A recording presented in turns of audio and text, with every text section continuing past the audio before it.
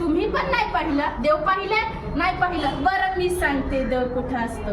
देव असतो कुठं माहितीये का? देव असतो आपल्या मनात. कुठं असतं देव? मनात. देव असतं आपल्या मनात, कामात, आपल्या स्वच्छतेत. म्हणून सगळीकडे स्वच्छता ठेवावी.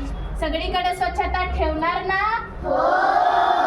तर म्हणा देव गोपाला गोपाला देवकी नंदन गोपाला गोपाला गोपाला देवकी नंदन गोपाला. दरवर्षी 100 तास म्हणजेच प्रत्येक आठवड्यातून 2 तास श्रमदान करून स्वच्छतेच्या या संकल्पाला पूर्ण करीन. मी स्वतः घाण करणार नाही.